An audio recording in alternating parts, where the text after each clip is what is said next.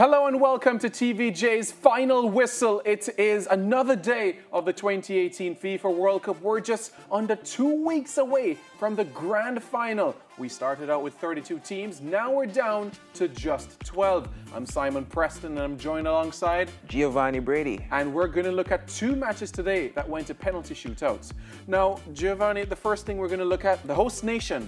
They're in the last 8. They got the better of Spain 4-3 on penalties after a 1-1 in regular and extra time. Yeah, you can't come to their party and want to kick them out. It's their party. They do what they want to. And they're going to do what they want to on Saturday night when they go and face the team that won in today's game, right? That's right. So we'll get down to that winner of the next game quite shortly. But it's going to be another European affair for the Russians for sure. Yeah, and the Russians, they sat back banks of 5, 10 yards between both banks of 5, and they asked Spain to come at them. Spain could not answer that call though. And it's surprising because Spain is a team that, if there's any team in the World Cup you think can break down a defense, it's Spain with all the midfield caliber quality players that they have, but they didn't break down Russia. Could you say this is also a changing in the guard for the Spanish? You look at Gerard Piqué, 30-31, Sergio Ramos, mid-30s as well, Andres Iniesta, 34. You're going to see some new faces moving forward. I think the thing with Spain is that Spain has always been perennial underachievers because there were some interesting statistics being thrown out today on the panel that Spain has lost a lot of the times when they've dropped out to the World Cup, they've dropped out to the host nation.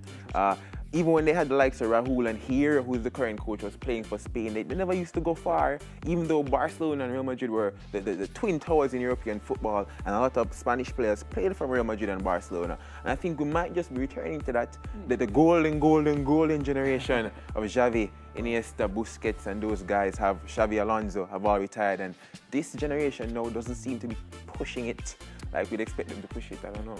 Well, for now, it's adios España, goodbye España, and we'll see how they'll do in 2022.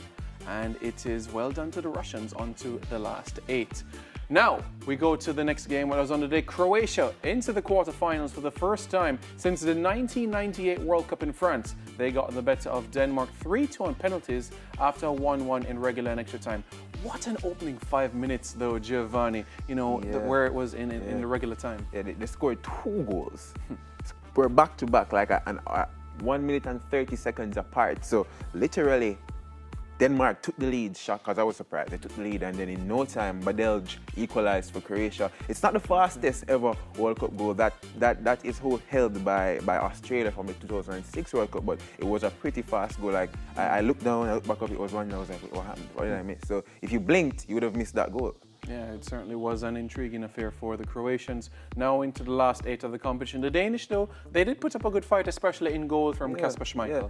I mean, for me personally, watching the tournament, Croatia were my dark horses, and somehow I expected them to come out, and I didn't expect this game to go to extra time. I expected Croatia to come out and beat them. Luka Modric played well, but Ivan Perisic failed a bit to impose his will. He did get a lot of the ball, but he wasn't as free-flowing as he was against Argentina, which to me was shocking. Kasper Schmeichel saved 3 efforts. He saved 3 penalties, 2 in the shootout, and 1 that one in the extra time. Yeah, for Modric, And I don't know, they still dropped out. It must be hard for a keeper to know you made 3 saves and you're going home, you're packing your bags to go home. So. Extremely difficult to take in for the Danish team. Now, they had an 18-match unbeaten record coming into this game, so it was going to be difficult to break down the Danes. Olga Hayreide has organized a team well drilled together, 9 wins and 9 draws since October of 2016. Well, they're on their way home, though, a round of 16 exit. Yeah. An interesting statistic you put forward, they're the tallest team in the tournament, and you saw them using their height to their advantage with those giant throw-ins. Yeah. So yeah, it's sad to see them go, but hello Croatia, some interesting football. Luka Modric to continue his influence in that midfield. I'm looking forward to that. Absolutely. Let's take a look ahead to fixtures on Monday.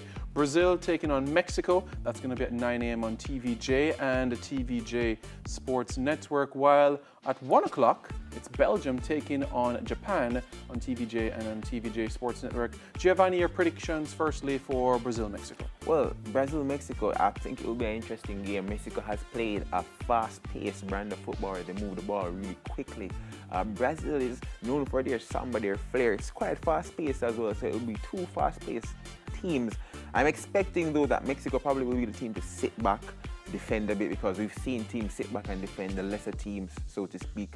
Brazil will probably be taking the initiative. But as we saw against Germany, Mexico is a team that has the caliber to attack you on the counter-attack. And this man right here, Irving Lozano, will be the guy to look out for.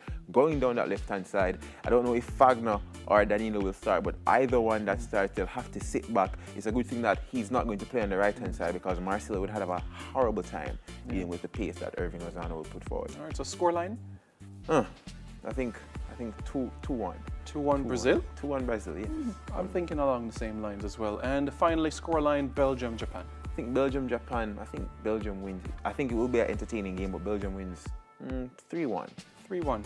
Intriguing one there. So we could have very well Brazil taking on Belgium in the quarterfinals, but let's not get ahead of ourselves. We've seen so much surprises at the World Cup, and there could be many, many more to come. Well, that's final whistle for this week. I'm Simon Preston. And I'm Giovanni Brady. And stay tuned until tomorrow, where we wrap up all the day's action from the 2018 FIFA World Cup.